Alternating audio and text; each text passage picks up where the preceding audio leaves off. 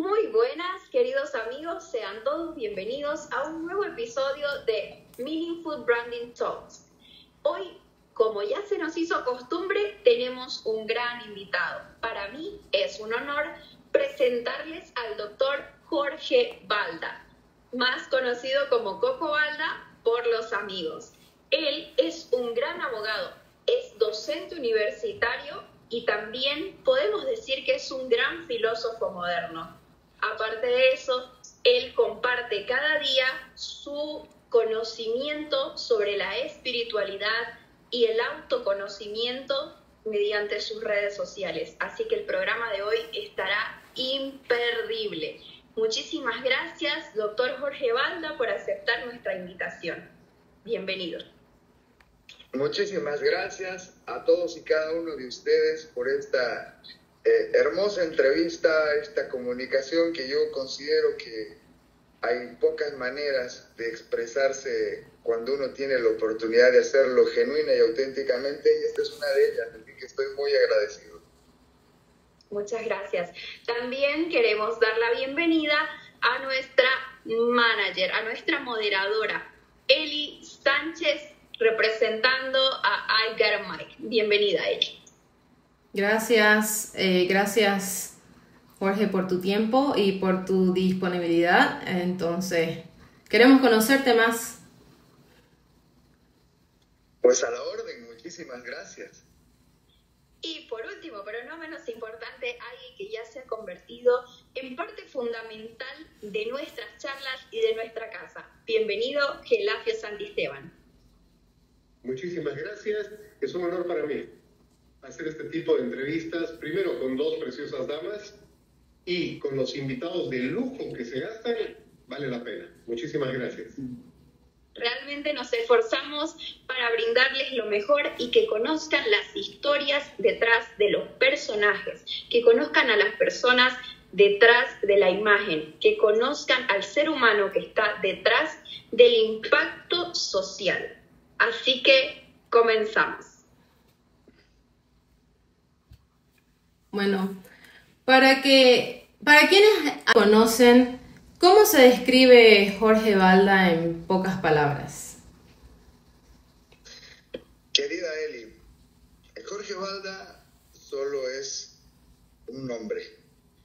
Lo que hay detrás de ese nombre no tiene descripción, porque puedo ser en algún momento abogado, en otro momento conductor, en otro momento padre de familia, en otro momento profesor, en otro momento lavador de platos. No existe una definición porque desde mi punto de vista sería autolimitarme. Pero lo que sí existe es un gran sentimiento de compasión, de solidaridad y de entusiasmo por vivir cada día. Eso es lo que es Jorge Balda. Entusiasmo, dicha, alegría, y aunque a veces también le toque interesantes desafíos, creo que no he perdido esas ganas de siempre estar ahí. Y al desempeñar todos estos roles, ¿cómo es que usted equilibra su vida? ¿Cómo es que le encuentra ese sentido? Precisamente, Eli, lo que tú has dicho es lo más importante, diferenciar los roles de quién es uno. Porque uno tiene que estar desempeñando un rol en función al objetivo propuesto para el momento inmediato que está desempeñando. Cuando soy el abogado, soy y me mentalizo, me programo que soy el mejor, soy responsable, soy comprometido, soy puntual y voy programándome en función a lo que yo en algún momento definí ser el arquitecto de mi vida. Quería ser el mejor del colegio, fui el mejor. Quería ser el mejor alumno de la universidad, fui el mejor alumno. Quise ser el mejor abogado, me sentí el mejor abogado, pero en algún momento me quedé en el personaje y me quedé demasiado tiempo siendo el personaje, olvidándome de la persona.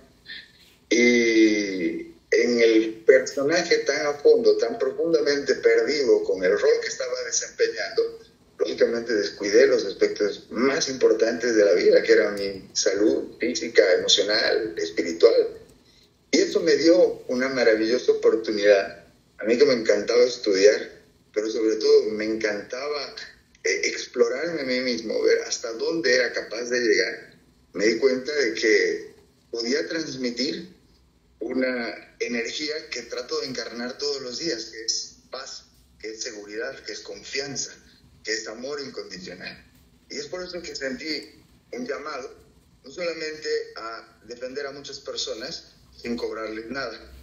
En ese momento de mi vida se generó un cierto desequilibrio porque me empecé a formar creencias limitantes respecto a la abundancia y a que el ser solidario no podía coexistir con tener estabilidad económica, sino que tenía que ser monje franciscano, básicamente.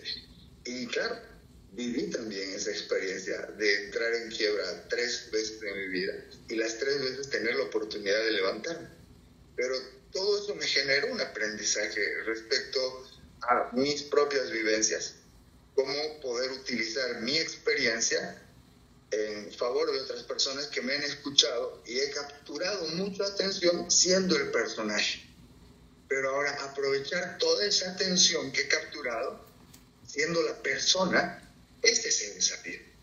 El mostrarles qué es lo que yo he aprendido, cómo lo aplico en la vida, en el día a día, desde redactar un memorial hasta cómo cuidar a mis plantitas, cómo hablarles, qué decirles, para generar otro tipo de conexión. No solamente el ser el abogado alarmista o de crónica roja o del amarillismo de las redes, en el que busca, mírenme, yo soy el protagonista, sino tómate un espacio de 30 segundos para respirar y conectarte con tu respiración.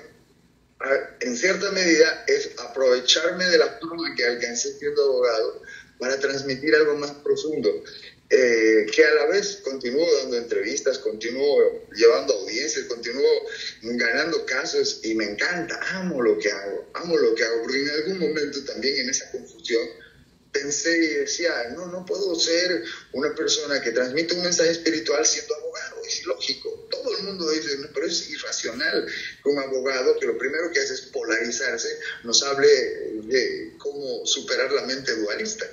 Pero es el desafío en el que vivo todos los días, que al escuchar un fallo en contra no me identifico, ni juzgo al juez, ni reacciono enojándome o sintiéndome frustrado, simplemente advierto el hecho como una lección, como un aprendizaje, y que es un desafío que tiene que ser superado. Ya no un obstáculo, ya no una barrera, ya no un problema, ya no un conflicto, porque he cambiado mi forma de percibir la realidad y creo que ese es el cambio más maravilloso que he vivido en mi vida. Así es, y conocerse a uno mismo también, ¿no? Entonces, usted habla que ama su carrera y se le nota. ¿Qué lo motivó a especializarse en derechos humanos, en derecho constitucional? Bueno, es una historia muy compleja porque tiene muchos aprendizajes. Cuando yo a mi mami, a mis 18 años, le digo, no sé exactamente qué quiero hacer. Estoy entre literatura y letras o estudiar filosofía y humanismo. Y mi mamá me dijo literalmente, ¿estás loco? Primero estudias algo que traiga plata a la casa y después estudias esas cosas. Y bueno, de pronto siguiendo la sabiduría de mamá, estaba entre economía y derecho. Porque en economía, digamos que había ganado 2 olimpiadas matemáticas, me sentía como que muy capaz, pero en derecho sentía una inspiración, justamente respecto a los derechos humanos. Y en ese momento solamente percibía los derechos humanos desde lo que uno ve en las películas, claro. Esa es la educación en Bolivia. Muchos de nosotros hemos sido educados por el colegio y la otra mitad del tiempo por lo que consumíamos en la televisión. Y los derechos humanos, primero para mí fue adentrarme por completo al derecho penal. Me volví experto en criminología, en derecho penal, fui docente de estas materias y gané mucha experiencia.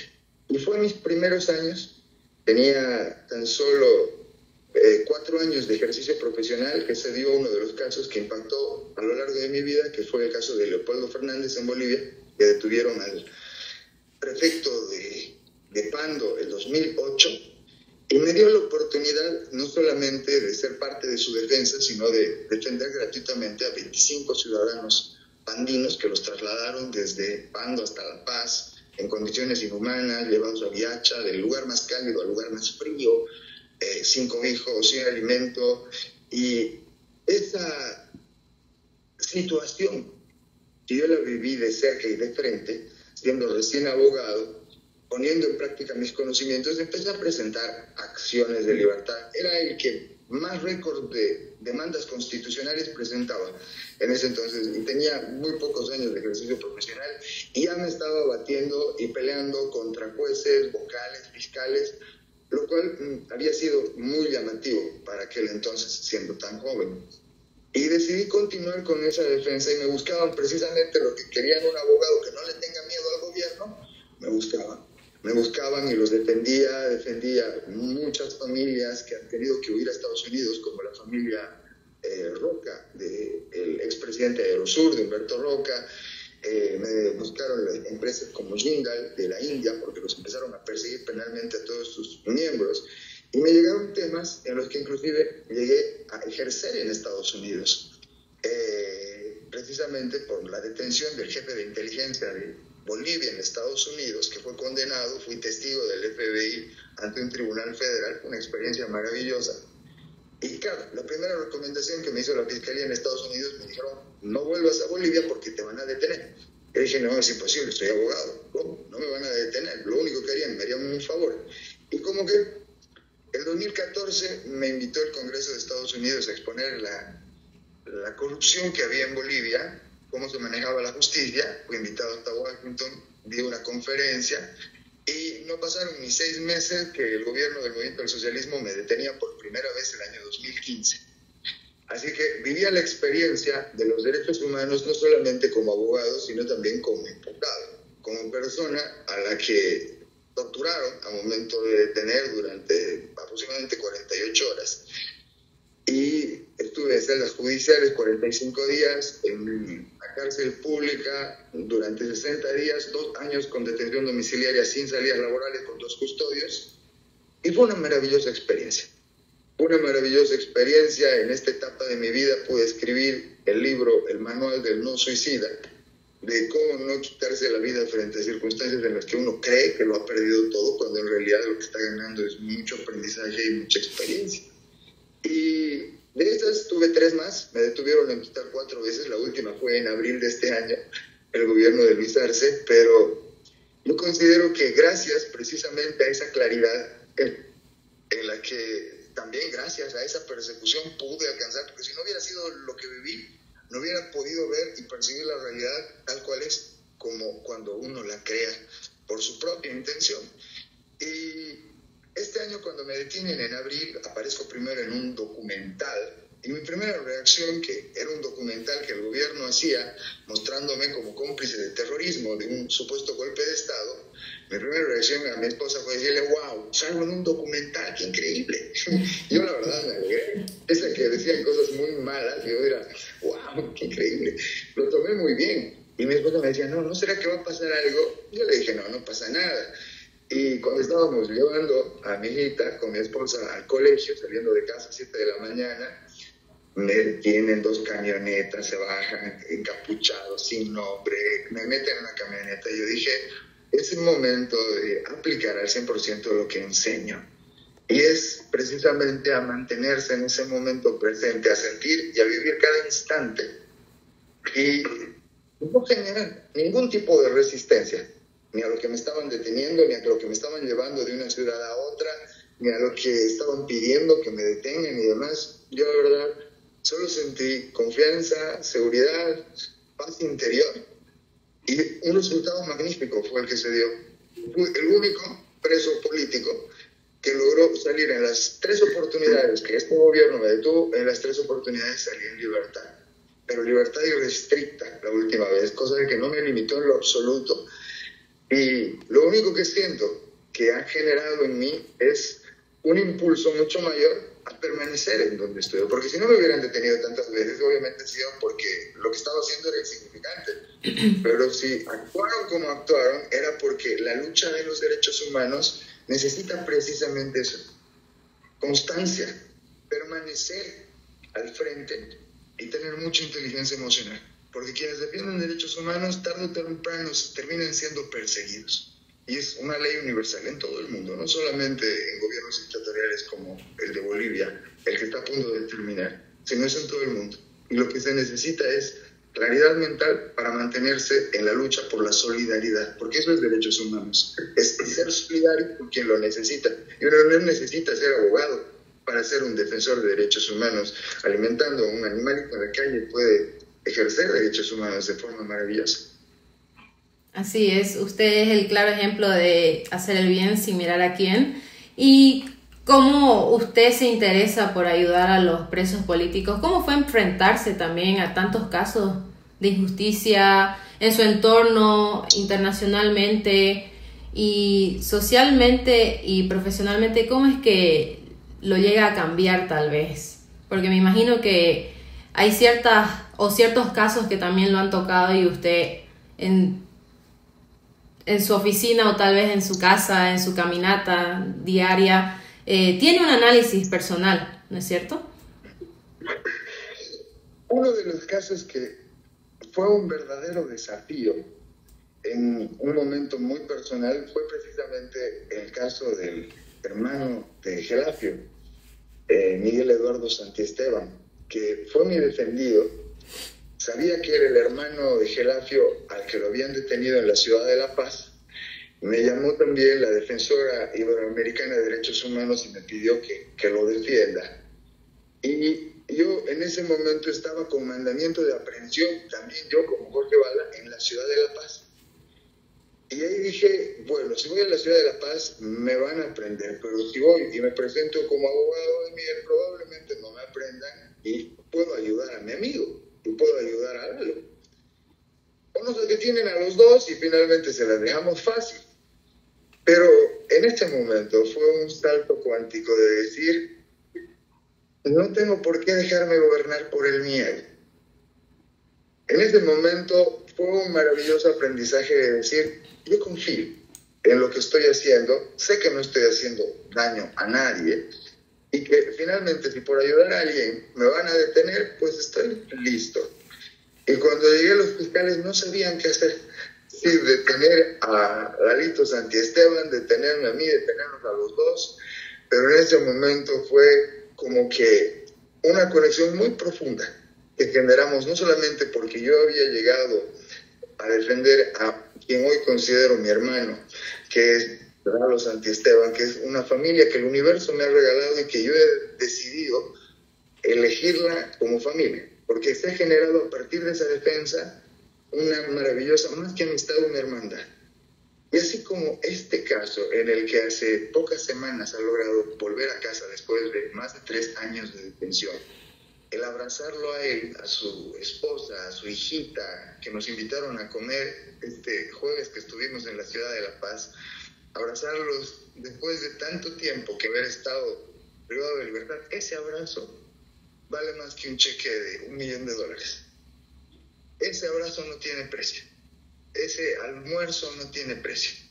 Y no porque lo utilicemos como una recompensa al ego, no, sino simplemente el saber que hemos sido parte, hemos sido un canal para que el perfecto orden divino obre como tenía que obrar y él vuelva a casa.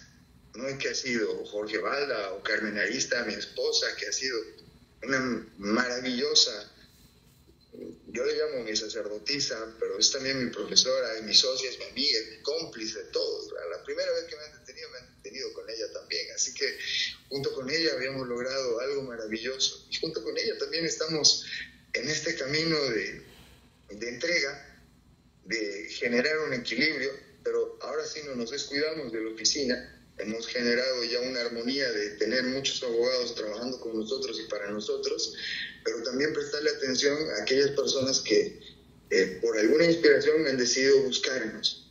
Y a veces no se trata de un tema de perseguidos políticos, a veces se trata de un tema no sé, de un divorcio, pero que no tiene recursos y que viene a pedir ayuda y lo hacemos. Y no es que podemos hacerlo todo el tiempo, pero sí tenemos la oportunidad de elegir aquellos casos en los que sí verdaderamente podemos ser de gran utilidad y lo hacemos con el corazón.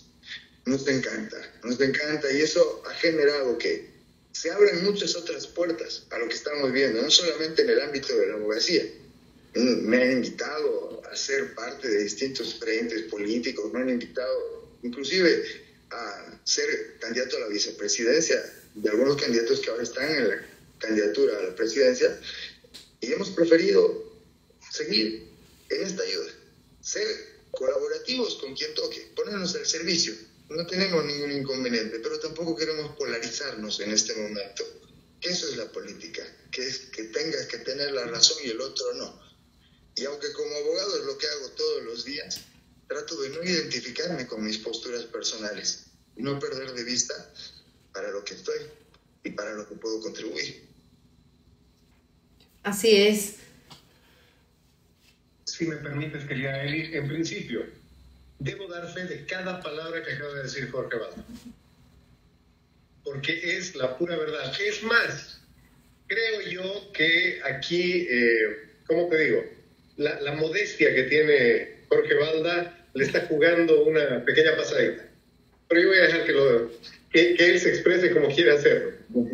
Mi pregunta es, dentro de ese Jorge multifacético, ¿por qué lo es? ¿Ves? Al principio decías que no te defines porque eso te limitaría de alguna forma. Tú tienes una filosofía, no sé si comprometida. Primero me gustaría preguntarte eso. ¿Tu filosofía tiene algún compromiso con alguna corriente teológica o de alguna forma? Mira, querido amigo, yo me he criado en la religión católica, y te digo me he criado porque mi papá, mi mamá, todos eran católicos, estudié en el Colegio Amor de Dios, de monjitas, y soy católico, pero también soy cristiano, también me siento budista, también me identifico con el hinduismo, y en realidad creo que me identifico un poco con todas las religiones y con ninguna a la vez, porque yo siento que hay algo que no nos han dicho, que Dios somos todos, no un señor de barba que está allá arriba. Todos somos creadores y co-creadores de esta realidad. Y es por eso que prefiero no adscribirme a ningún linaje ideológico ni encerrarme en ninguna categoría. Simplemente ser quien soy, transmitir lo que me viene al corazón, porque no es que utilizo un manual, una guía o soy adepto a... Comparto muchísimo a maravillosos escritores, maestros. Amo con todo mi corazón a Jesús, pero también amo a Siddhartha Gautama, a Krishna, y me encanta sentir este mismo amor por todas las personas que conozco o me cruzo en la calle alguna vez, porque me encanta sentir eso, que todos somos exactamente lo mismo y uno solo.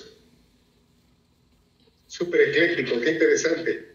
Bueno, en esa misma línea, tú tienes una cuenta, por así decirlo, en la que tú compartes tu postura espiritual, digámoslo así, ¿cierto? Sí. ¿Cómo empieza esto? ¿Cómo empieza ese proyecto? ¿Qué es lo que te motiva? Contanos un poquito de eso, por favor. Claro que sí, querido amigo. Ha sido un sueño el que me ha llamado a compartir esto.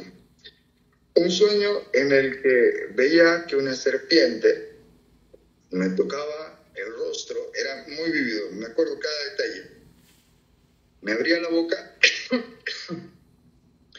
y era como que me lanzaba de su propia boca 33 cápsulas de sangre. Eso era lo que veía. Y yo era como que estaba observando lo que estaba ocurriendo en ese momento. Y cuando desperté de ese sueño, inmediatamente me permití interpretarlo. Y se lo transmití a Carmencita y le dije, he sentido un llamado a dar una transmisión de 33 días en los que en cada día pueda tocar uno de los temas que siento que todos deben conocer, la humanidad debe explorar y que creo que lo puedo explicar muy bien. Fui docente toda mi vida, así que el tema de enseñar se me da muy bien, me encanta hacerlo, es mi pasión, eso es lo que más me gusta hacer. Y ponerme el desafío de enseñar estos 33 días fue lo que inició un ciclo que comencé en agosto del 2024. Este año ya cumplimos un año de forma ininterrumpida que hemos dado los 33 días para despertar. Luego iniciamos con un ciclo de mañanas milagrosas, luego quién soy yo, luego reprogramación de la mente subconsciente, luego 21 días para la manifestación y más de una docena de ciclos cortos de entre 8 y 21 días, aparte de los 33 días, en los que mucha gente conectó con ese aprendizaje. Creamos una comunidad que se llama Los 33 días para despertar. Una comunidad en WhatsApp que debemos tener unos 300 integrantes, pero se creó una comunidad en TikTok y en Facebook de más de 50,000 personas que nos siguen. Y cada día aproximadamente nos ven unas 2,000 a 3,000 personas en distintas redes. Y me encanta encontrarme en la calle con personas que me dicen justo lo que necesitaba. Ese día tú estabas hablando y ese día te escuché y que me has ayudado en esto. Y me han contado testimonios realmente maravillosos. Y dije, así se siente ponerse al servicio. Qué increíble. Qué increíble. Y dejo ahí porque después no permito que mi ego, que se filtra como agua entre los dedos, quiera convertirse en el personaje. Y por eso tengo que estar siempre muy atento, muy en el presente, para no dejar que eso ocurra. Porque cuando el ego tiene que participar, lógicamente tiene que participar, no es nada malo. Pero sí es malo cuando uno deja de ser consciente de que el ego está a cargo en ese momento. Y cuando el ego ha tomado el mando, muchas veces en audiencias, ha sido cuando yo mismo he visto cómo puede ser destructivo. Pensé que era muy llamativo que Jorge Balda se altere en una audiencia, pero después me sentía muy culpable de cómo le había dicho algunas barbaridades a muchos jueces, y lógico, era parte también de la reacción inconsciente. Pero cuando ya lo inconsciente se hace consciente, pues uno se perdona, pide disculpas y sigue aprendiendo. Y empieza a domar a la fiera. Exactamente. No, definitivamente. Querido Jorge, tú has escrito varios libros. ¿Hay alguno de filosofía, no? Bueno, mi primer libro, que lo escribí a los 15 años, es de poesía. El segundo es de cuentos para adolescentes. El tercero se llama El Camino de la Vida, que lo escribí a los 18 años. Pero desde que entré a la universidad en Derecho tuve como todo un periodo de solamente libros de Derecho. Escribí, por ejemplo, el Código Penal, que se publicó más de 16 ediciones, se vendió más de un millón de ejemplares. Fue maravilloso. Todos los jueces, inclusive las audiencias que van en contra de mis clientes, citan mis libros para rebatir mis argumentos. Es muy bonito. Pero después escribí también el Manual del No Suicida, el 2016. Escribí también Absolutamente Mental, el 2024. Y ahora estamos escribiendo precisamente Los 33 días para despertar, ya en versión libro. Buenísimo. ¿Tienes el número exacto de libros que has escrito en total? Son en total 16 libros. ¡Wow! Ya tienes una biblioteca en la espalda. Pero buenísimo. Yo he visto algunos de tus libros de Derecho, porque, bueno, dicho sea de paso, yo también soy abogado. O era, pero esa es otra historia. Ahora nos dedicamos a esto. Pero bueno, querido Jorgito, ¿cómo impacta, volviendo un poquito en la historia, de ser el defensor de los derechos humanos, de presos y perseguidos políticos, de confinados, de gente que de verdad estaba viviendo un momento, me imagino yo, de los más oscuros que ha tenido el sistema judicial boliviano? ¿Y cómo impacta en vos como abogado y como persona el hecho de pasar de la silla del defensor a la silla del acusado? Porque me imagino que eso ha tenido un impacto en vos, ¿no? Incluso en tus formas. Definitivamente, querido Gela. En 2015, la detención que me generó días en prisión y los meses en detención domiciliaria me dio una maestría respecto a la depresión y a todos los efectos. Decidí no medicarme en lo absoluto, ni tampoco, y probablemente ese fue un error, no asistir a ningún terapeuta, ni a psicólogos, ni a psiquiatras, sino autoexplorar. qué es lo que pasaba en mi mente, por qué me encerraba en mi cuarto, por qué me encerraba dentro de mi cuarto, en el ropero, en lo oscuro, y que no quería que nadie me vea y no quería contactar con nadie. Pues eso fue el aprendizaje de la primera detención. La segunda detención, que no fue tan prolongada, que fue mi traslado cuando era abogado del comité el año 2020 a la ciudad de La Paz porque había denunciado fraude electoral. En ese momento sentí no miedo, error, porque ya me habían dicho los amigos que tenía cerca al poder, me habían dicho que si me volvían a detener iba a ser ya no por 3 meses como fue la anterior vez, sino iban a ser por lo menos 7 a 10 años, porque además de los 50 más odiados del MAS, yo había pasado a ser el top 10. Sí, los había denunciado toditos, y públicamente en mis redes, en noticieros, con denuncias en la fiscalía, denuncias internacionales. Y lógico, después del 2019, cuando pensábamos que habíamos recuperado la democracia, ¿quién iba a creer que el año 2020 iban a entrar nuevamente y con fraude, y con el cual todos hubieran estado de acuerdo? Y claro, yo era uno de los pocos que todavía decía fraude el 2020 y que lo demostramos con más de 1.200 pruebas. Pero esta detención me llevó a vivir a Santa Cruz, lo cual fue una maravillosa oportunidad de vida, y ahora tengo mi casa, mi familia viviendo en Santa Cruz gracias a la segunda detención, en la cual me había dejado una secuela de que fumaba más de lo normal. Para la tercera detención, cuando fue una detención que solamente fue en detención domiciliaria, el año 2022, justamente tocó cuando yo estaba en la ciudad de La Paz, en el departamento donde había fallecido hace pocos meses mi papi, y que me obligaron a quedarme ahí durante 25 días, que fue la detención domiciliaria, pero que fueron para mí la peor de las secuelas, porque me dejó ataques de pánico y crisis de ansiedad. Días antes de que me den esa tercera detención, un programa me había nombrado el defensor del pueblo por Bolivia, junto con otras 2 defensoras de derechos humanos. Y como que a los pocos días yo ya no podía ni siquiera salir de mi casa, esperando en cualquier momento me puedan revocar esa medida y llevarme nuevamente a San Pedro. Eso me generó un tema de profunda adicción al cigarro, al trabajo. Básicamente ya no había fines de semana con mi familia, ya todo el tiempo era trabajar, no solamente en mis casos, en los casos de los defendidos, y lo que me quedaba de tiempo en los casos de la oficina, para que no me falte nada. Así que ya había presionado el botón de autodestrucción, porque estaba profundamente agotado, deprimido como no tenía idea, en el que ya mucha gente se había alejado de mí, porque yo mismo me sentía con una energía demasiado densa, demasiado confrontacionista, hasta que en algún momento sentí ese llamado interno en el que me dije, bueno, ahora yo me hago cargo. En el que todo lo que me había debilitado, lo que me había hecho daño, ahora se convertía en aprendizaje. Aprendía de todo lo que había vivido.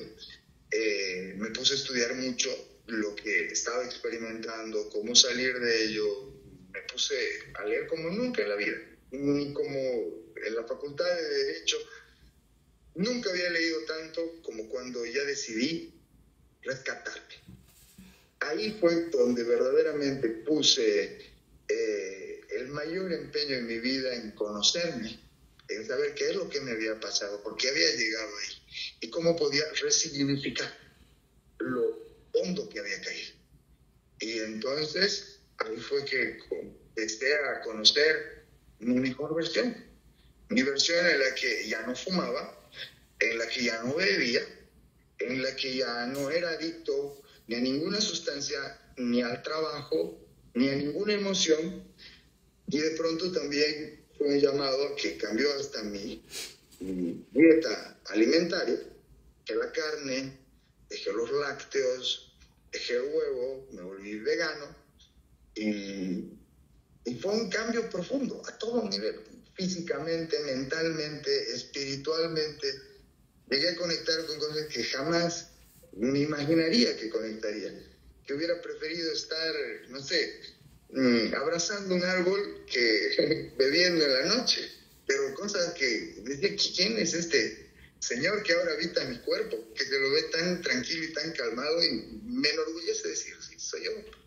Así que estoy aquí y es gracias a todo lo que he vivido, porque todo lo que he vivido, cuando uno piensa y dice, no, soy víctima, no, te la crees y terminas comportándote como víctima, pero al final del día yo siento profunda gratitud contra todos los que hicieron todo lo que tenían que hacer, porque para mí fue y es ahora una enseñanza maravillosa, y aprovecho cada día, cada recuerdo que tengo de alguna otra cosita que se me va, y siempre hay algo más que hablar, hay algo más que enseñar, porque para mí enseñar es la mejor forma de aprender, y todos los días aprendo transmitiendo lo que digo. Procuro siempre hacerlo desde el corazón, y cuando no me siento centrado en el corazón, entonces también tomo cautela y ese día suspendo la transmisión, pero son muy pocos, gracias a Dios. Debo confesar que una de las cosas que dijiste en una transmisión hace ya bastante tiempo, capaz el año pasado, a mí me movió mucho. Lo dijiste muy de pasada, ¿ves? Pero como que fue un mensaje que me marcó. Dijiste que cada día tenía algo que podíamos festejar. Y bueno, yo te comento, y creo que vale la pena mencionarlo acá, que yo empecé a tomar eso como una premisa en mi día a día. Yo todos los días me levantaba y buscaba cuál era la noticia feliz del día, o qué se festejaba, si había alguna festividad en el mundo. No me importaba de dónde sea, pero yo festejaba. Y he llegado a festejar cosas que no se conocen de este lado del planeta. Pero es una cosa que a mí me marcó, y me marcó de muy buena forma. Mira, yo no sabía que te habías vuelto vegano, y si eso te da el físico que tienes, creo que desde mañana dejo la carne. Me va a costar mucho, porque yo soy amante de comer todo lo que caminaba antes. Pero bueno, esa es otra historia. ¿Jorge Balda practica algún deporte?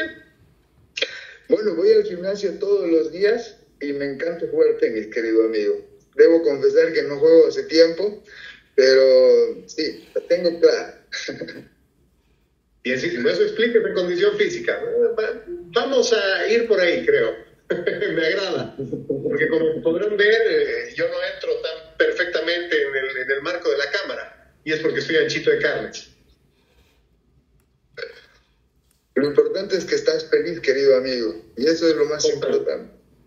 Total, eso es lo más importante. Si existe un mensaje explícito como mandato que dio Jesús, el Nazareo, es ser felices y ser como niños. Así es, amigo querido. A mí me encanta sacar a pasear mi niño interior.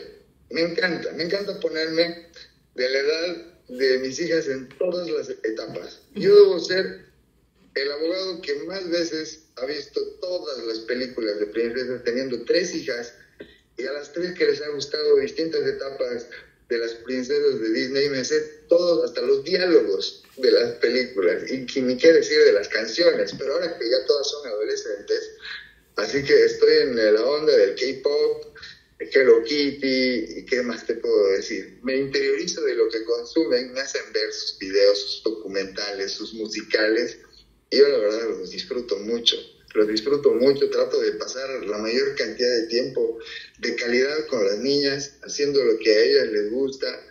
El haber diferenciado eso de ser solamente el papá que dice, ya has hecho tus tareas, lavate tus dientes o vestite bien, a ser el niño que al final Carmencita nos tiene que reñir a las 3 y a mí también, porque nos descontrolamos como niños. Así que a mí me encanta, la verdad es maravilloso volver a sentirte libre de esquemas, libre de rigidez y dejarte fluir, porque de eso se trata la vida.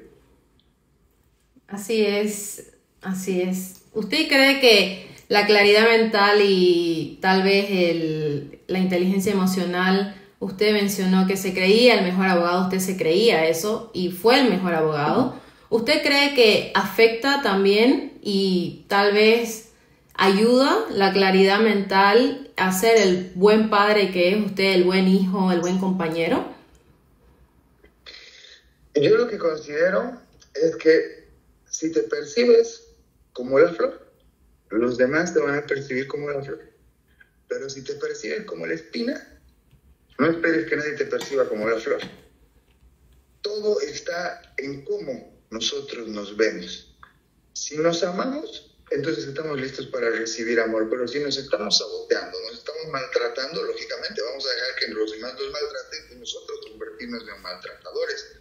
Es muy simple. Como yo percibo a los demás, es como me percibo a mí.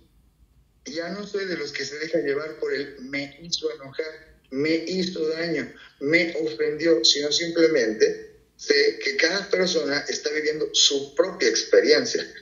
Y lo que digan, piensen o hagan, ya no me lo tomo personal. Porque yo decido cómo percibir esa realidad, cómo no dejarme afectar por las situaciones que pasen en el trabajo, en la familia, en la casa. Lógico, sí, reacciono de vez en cuando y les he dado la libertad a las niñas que me digan cuando estoy con cara de pompa, me lo dicen. Papá, ¿estás así? Yo le digo, sí, estoy en resistencia, así que denme 5. Y me doy cuenta que estoy en resistencia y observo qué me está poniendo así. Y lo último que quiero es mantener o identificarme con esa situación y después nadie se prende. Si alguien se molesta un momento, nadie tiene por qué tomárselo personal. Así que el aprender eso me ha permitido también enseñarles otra forma de aprendizaje a las niñas, ya no con sermones, sino con el ejemplo. Ya no ponerme a su edad y que me tira a la puerta y después yo entro y grito y digo, yo con mi mente de mono te voy a educar. No, sino simplemente decir, bueno, yo voy a estar en la cocina, el momento que quieras hablar, bajas, no estoy enojado, te amo, pero lo hablemos. Y ya, tener una comunicación más fluida en el que todo el tiempo trato de sacarme la máscara, de dejarla a un lado. Sé que tengo que cumplir el rol de abogado, el rol de papá, el rol de esposo, pero cuando me permito sacarme la máscara y me contacto de igual a igual al cliente, al juez, al fiscal, al conductor que me bocinea como un loco en la calle, ya directamente se vuelve una comunicación mucho más auténtica, más genuina, porque ya no es alguien que te está tratando de convencer, que te está tratando de persuadir, de que pienses como él, sino simplemente alguien que se está expresando y que te está escuchando cuando tú le hablas. Y eso es probablemente lo más profundo que puede existir cuando compartes tu presencia. Cuando estás en cuerpo, pero también en mente, sin que estés pensando en 1000 cosas que tienes que hacer, que no querías pensar, que se te viene en ese momento cuando nosotros estamos acostumbrados a juzgar lo que los demás dicen, a comentar, a contrarrestar, a hacer valer nuestra posición. Pero cuando uno identifica que esa vocecita en la cabeza es una parte de nuestra personalidad llamada ego, que quiere identificarse con tener la razón en una determinada postura, ya te das cuenta que no está malo, porque no hay nada malo en ti. Simplemente te observas, te conoces, y si esa vocecita te está diciendo cosas hirientes a ti mismo, como que eres pésimo, no sirves para nada, o estás horrible, entonces ahí te das cuenta de que en tu diálogo interior no te estás tratando bien. Y ahí es cuando tienes que tomar acciones, y es cuando yo aprovecho, como decía Gela, todas las mañanas me reprogramo. Y comienzo diciendo, yo soy gratitud, yo soy amor, yo soy paz, yo soy armonía, yo soy el yo soy. Y me digo muchas veces muchas cosas muy lindas y comienzo el día con esa energía, con esa vitalidad, con ese entusiasmo. Y llegar hasta esta hora del día, porque en el día, en la mañana parece que es más fácil, pero en la noche va cansándose la voluntad. Y la voluntad es como la batería mental, que se agota. Y a veces cuando dices, ya no voy a comer en la noche, pero ya tu fuerza de voluntad está tan abajo que dice, ya, venga esa tortita, venga ese pastelito, venga lo uno, venga el otro, y te das ciertas discrecionalidades, pues contrarrestarlo precisamente con tu propia percepción, cómo te quieres sentir, qué quieres elegir en ese momento, saber que no eres el yo automático, que habla sin pensar, que come sin tener hambre, que hiere sin así quererlo, sino te das cuenta de qué estás haciendo en este momento, cómo te estás comportando sin juzgarte y aceptarte. Y eso definitivamente es lo que nos deberían enseñar desde colegio, en la universidad. Inteligencia emocional, inteligencia espiritual, así como inteligencia artificial. Eso es lo que todos deberíamos conocer. Así es, nadie es perfecto, es una práctica de todos los días, por así decirlo. Y si usted no haya sido abogado, ¿qué carrera haya elegido? A mis 15 años quería ser futbolista o cantante, pero permití que me siembren una creencia limitante de que no era talentoso. Y claro, todos los amigos decían, no, estás loco. Bueno, entonces ahí decidí de que me encantaba escribir. Me encantaba escribir. Ya había escrito en colegio, quería seguir escribiendo, por eso quería estudiar literatura. Pero al final, lo que estudié como derecho, creo que fue un camino maravilloso que me abrió muchísimas puertas. No hubiera conocido a tantas personas como las que he conocido, no hubiera vivido tantas experiencias como las que he vivido. Y si algo de lo que estoy seguro es que me voy a dedicar hasta el último día de mi vida es a enseñar, porque me encanta, me fascina. Y es como colocar un cesto de frutas en la mesa. El hacerlo mediante redes, sin que estés queriendo convencer a nadie o que tenga alguien una nota de aprobación, simplemente el que quiera se sirve de esta fruta y siembra una semilla en su mente del conocimiento que está ahí, listo para el que quiera servirse. Es así como yo percibo lo que ahora estoy haciendo y ha sido realmente un motor de vida, de energía, de maravillosa energía para mí. No hubiera pasado lo que hubiera pasado en mi cuarta detención, que como ningún otro preso político, yo estuve 24 horas detenido, nada más, 24 horas para ser el momento más duro de la persecución del gobierno de Luis Arce. ¿Cómo? Por la energía, recibí como nunca, sentí lo que la gente me mandaba su apoyo, aunque no tenía un celular, yo lo sentía en el corazón, me mandaban sus oraciones, sus bendiciones, que habían prendido velitas y que esto, y yo he sentido toda esa energía. Y en la mañana del día que iba a ser mi audiencia, yo agarré las manos de Carmencita, de mi hermana, de Carito, y les dije, hoy el juez va a disponer libertad pura y simple, hecho está.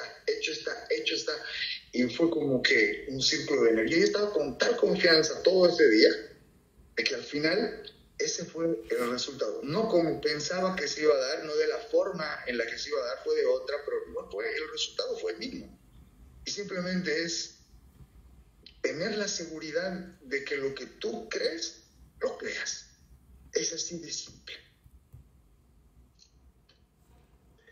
Si me permites, querido Jorge, me gustaría crear un reto aquí.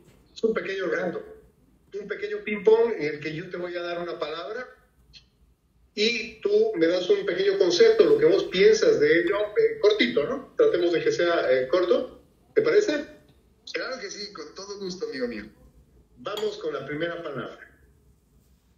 Política. El arte de gobernar, si es realizada por verdaderos artistas y no por personajes. Wow. Dios. Yo, tú, todos y todo. Wow. Odio. Miedo disfrazado de amor. Amor.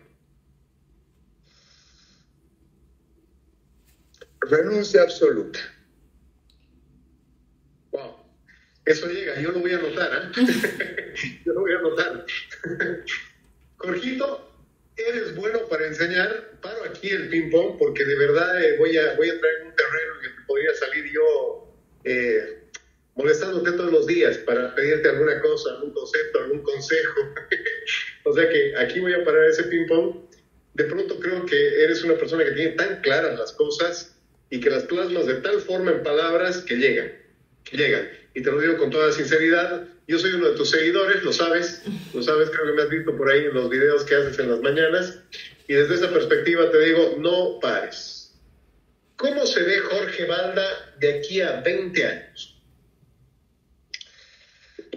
De aquí a 20 años, querido amigo, me veo exactamente igual, con la misma sonrisa, con la misma paciencia, seguramente con muchísimas más experiencias. Pero te soy honesto, yo era de los que escribía mis propósitos de aquí a 1 año, de aquí a 5 años, de aquí a 10 años. Y en algún momento me dejé llevar por la expectativa.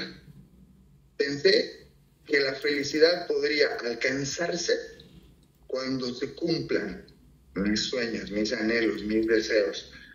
Pero luego comprendí que mi mayor propósito es vivir este momento, este maravilloso instante. Y que lo que tenga que pasar de aquí a 20 años va a ser maravilloso. El tiempo sabemos que es relativo.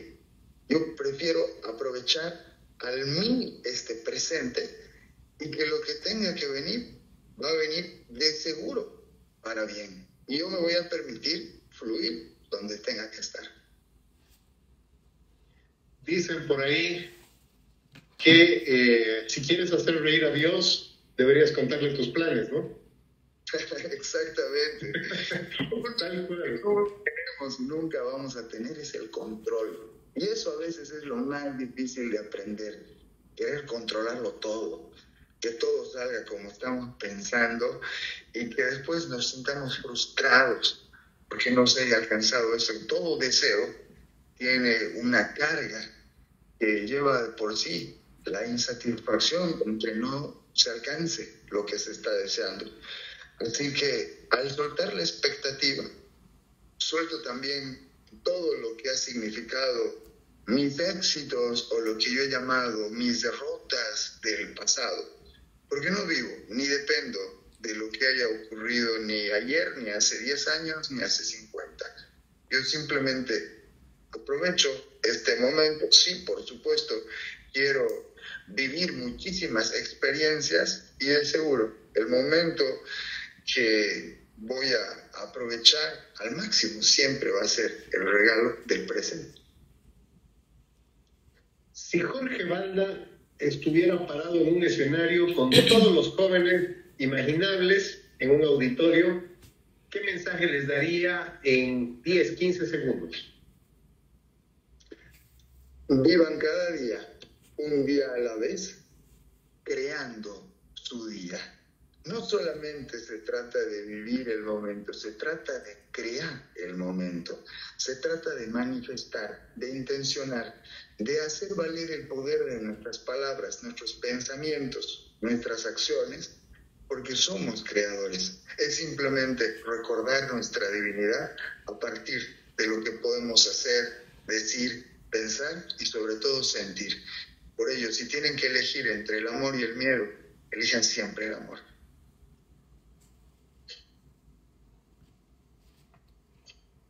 Así es, y hablando un poquito del ego y del ser recordado, ¿cómo le gustaría a usted que lo recuerde la gente que más lo ama y que usted ama de vuelta?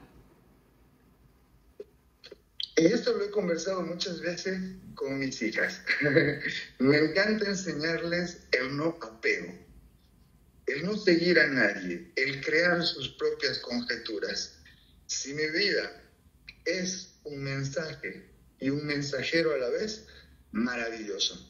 Yo no espero tener ningún tipo de monumento. Yo no creo en los íconos, no creo en los héroes. Yo creo en los mensajes y creo en los mensajeros.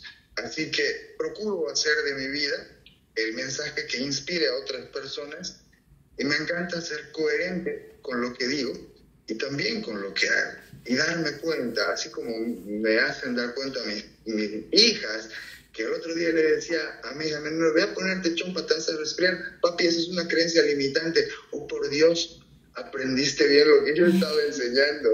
Así que, si soy recordado, quiero ser recordado con una sonrisa, nada más. Interesante saberlo y conocerlo. Y tal vez tocar estos temas es como irse en contra de mucha gente, ¿no? El conocerse, el crear su propia realidad cuando ellos dicen que la realidad está delante de uno mismo. Entonces, saber y conocer y hablar más con usted creo que nos abre un poco más los ojos y tal vez las mentes, también los corazones. Entonces, yo le agradezco, la verdad, su tiempo y por dejarnos conocerlo. Muchas gracias a ustedes. Me he sentido muy a gusto en este espacio. He sentido mucha gratitud de tener esta oportunidad, porque al final del día uno nunca sabe en quién puede impactar. Y si este mensaje, si este programa llega a ti que precisamente estás escuchando en este momento, entonces este es un mensaje que no lo dice Jorge, sino lo dice tu corazón para ti, porque yo al final solo soy tu reflejo. Amigo querido, muchísimas gracias, no solo por tu tiempo, que de pronto es una de las cosas más valiosas que puede dar una persona, ¿verdad? Porque se nos vuelve. Pero también por tu conocimiento, por tu sabiduría, por tu buena onda en especial. Eres tan buen tipo, hermano, que no me da el más mínimo empacho en decirlo. Y públicamente. O sea que quiero mandarte un abrazo muy fuerte, por favor, a tu esposa, a tus nenas, a toda tu familia. Porque si están cerca de vos y vos has elegido a esas personas, de seguro que son de la misma calidad.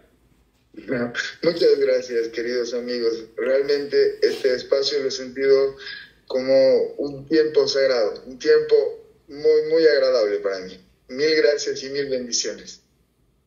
Bueno, ya para ir cerrando, agradecemos la presencia, las palabras, el tiempo y todos los mensajes que nos ha transmitido el doctor Jorge Balda, que más allá de ser un gran profesional, es un gran ser humano. La verdad es que yo estaba así, impactada, escuchando mensaje tras mensaje, procesando toda la información. Y bueno, supongo que a cada uno le llegará lo que le corresponda.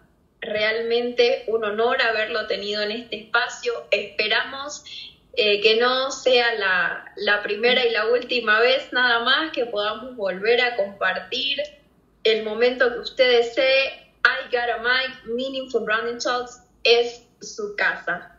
Y hay una anécdota aquí. Hace más de una semana esta entrevista estaba programada y una cosa pasaba y otra cosa pasaba y no se daba. Y hace un rato estábamos hablando con los chicos cuando estábamos solucionando un problema técnico y decíamos, ¿qué tan poderoso, qué tan importante será el mensaje que tiene que transmitirnos Jorge, que está pasando todo esto y se está adecuando a un momento perfecto con la cantidad de minutos necesarios para que el mensaje se transmita de forma correcta y completa como debe llegar? Así que muchísimas gracias de todo corazón.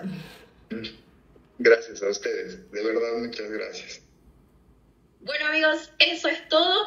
Síganos en todas nuestras redes sociales, también en las redes sociales del Dr. Balda, de Gelafio y de I Got a Mic. Les mando un gran abrazo, que tengan hermosa jornada. Gracias, hasta la próxima. Muchas gracias. Bendiciones. Bendiciones.